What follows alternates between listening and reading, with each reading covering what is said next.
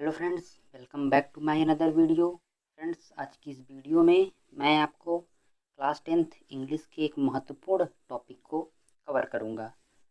Friends, अगर आप भी चैनल पर नए हैं तो चैनल को सब्सक्राइब कर दें, वीडियो को लाइक कर दें, वीडियो को ज़्यादा से ज़्यादा शेयर करें। चलिए फ्रेंड्स, अब हम अपनी इस वीडियो को शुरू करते हैं। फ्रेंड्स, हमारा जो आज का टॉपिक है वो है अनसीन पैसेज।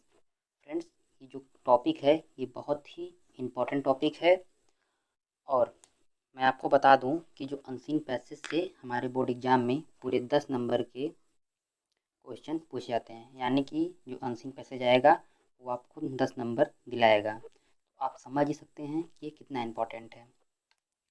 मैं आपको पहले इसके बारे में बता दूं कि जो अनसीन पैसेज होता है इसमें आपको एक पैराग्राफ दिया रहता है जिसमें से आपको 4 क्वेश्चन पूछे जाते हैं और उन चारों क्वेश्चंस के आंसर आपको उस पैराग्राफ में से खोज के देना होता है। लेकिन जब आप कभी भी उस पैराग्राफ को, उस कहानी को नहीं पढ़े हैं तो आपको आंसर देने में बहुत प्रॉब्लम होगी। तो आज की इस वीडियो में मैं आपको यही बताऊंगा कि अनसीन पैसेज अगर आपको मिल जाए तो आपको कैसे सॉल्व करना है। तो चलिए अब हम इस वीडियो को शुरू करते हैं। फ्रेंड्स, अगर कभी भी अनसीन पैसेज का जो क्वेश्चन है वो अगर वाई से शुरू हो तो आपको क्या करना है।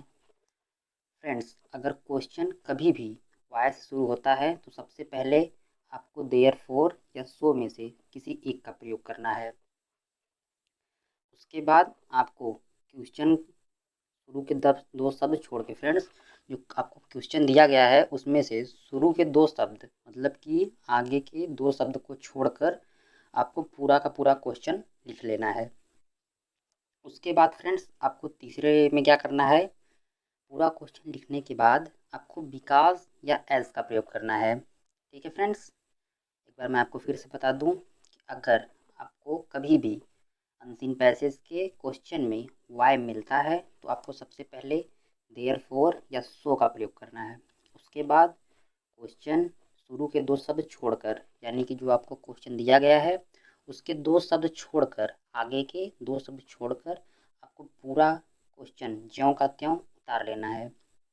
उसके बाद बिकॉज या एज का प्रयोग करना है।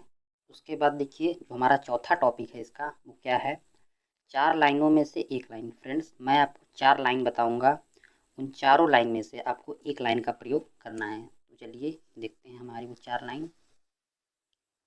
हमारी वो जो 4 लाइन है उसका पहला है इन दिस पैसेज, दूसरा है फ्रॉम एव पैराग्राफ, तीसरा है थ्रू एव पैराग्राफ और तीसरा है आफ्टर रीडिंग रीडिंग एव पैराग्राफ। फ्रेंड्स, इन चारों में से आपको किसी एक का प्रयोग करना है।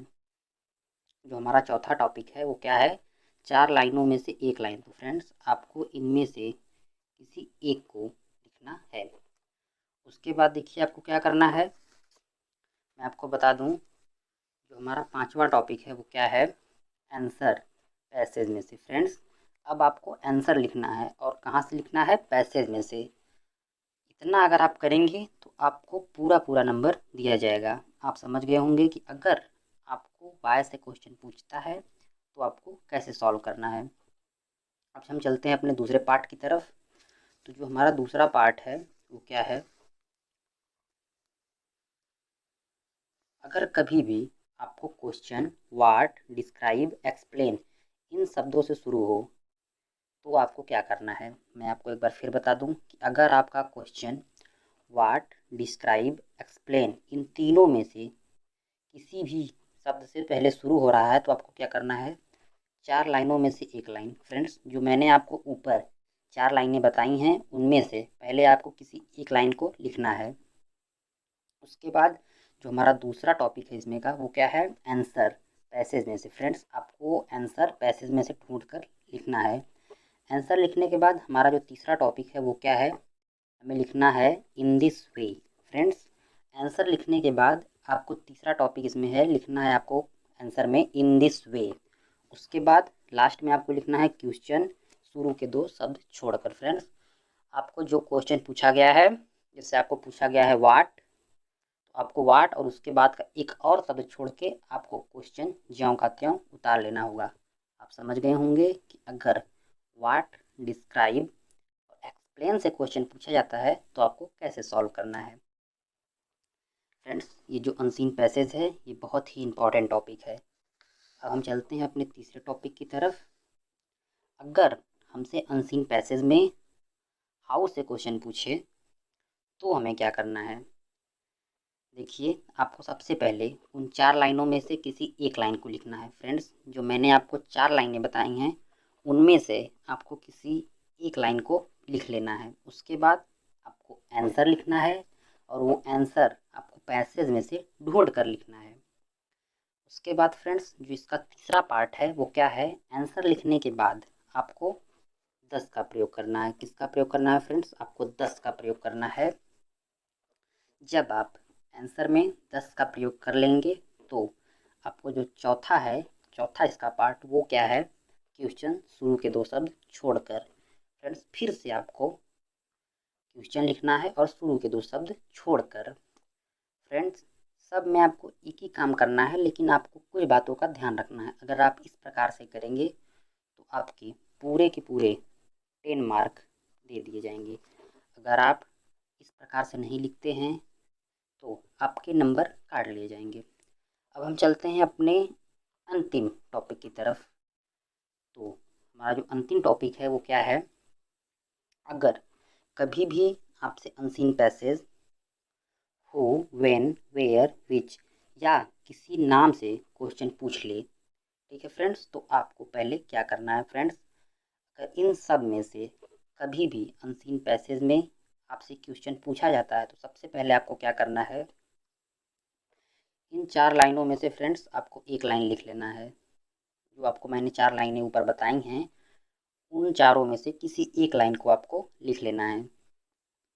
उसके बाद हमें क्या करना है, दूसरा हमें लिखना है आंसर। हमें फिर से आंसर लिखना है और आंसर कहाँ से लिखना है, पैसेज में से। फ्रेंड्स, एक बात मैं आपको और बता दूं, ये जो आप शब्द देख रहे हैं हु, व्हेन, वेयर, विच या कोई नेम, किसी का भी नेम हो सकता है, अगर ये शब्द आते हैं तो जो आपका आंसर यानी कि जो आपको पैसेज में से आंसर ढूंढना है वो कितने शब्द का होगा, 1 या 2 शब्द का ही होगा। इन बातों को आपको ध्यान में रखना है कि जब ये शब्द आएंगे तो जो आपका आंसर होगा वो 1 या 2 ही शब्द का होगा। उसके बाद फ्रेंड्स हमें क्या करना है, फिर जो हमारा तीसरा टॉपिक है वो क्या है, क्वेश्चन शुरू के 2 शब्द छोड़कर। फिर से हमें वही काम करना है, हमें जो हमारा क्वेश्चन दिया गया है उसके शुरू के यानी कि आगे के 2 शब्द छोड़कर हमें जो क्वेश्चन है उसको ज्यों का त्यों लिख लेना है। फ्रेंड्स, अगर आप इस प्रकार से करते हैं, जिस प्रकार से मैंने आपको चारों टॉपिक बताया है, कि अगर आपका क्वेश्चन वाई से पूछता है, हाउ से पूछता है, who, where, when, which, name या फिर और किसी भी टाइप से पूछता है, जितना मैंने आपको बताया है, तो आपको किस प्रकार से सॉल्व करना है मैंने आपको बता दिया है। अगर आप इस प्रकार से अनसीन पैसेज को सॉल्व करेंगे तो आपको पूरे के पूरे यानी कि आपको 10 मार्क दिए जाएंगे। आप समझ सकते हैं कि 10 मार्क कितने इम्पॉर्टेंट है। तो फ्रेंड्स, आज का हमारा ये वीडियो यहीं पे समाप्त होता है। अगर वीडियो आपको अच्छी लगी हो तो वीडियो को लाइक करें, चैनल को सब्सक्राइब करें और इस वीडियो को ज़्यादा से ज़्यादा शेयर करें। फ्रेंड्स, हम मिलते हैं आपसे अगले वीडियो में, तब तक के लिए बाय। जय हिंद, वंदे मातरम।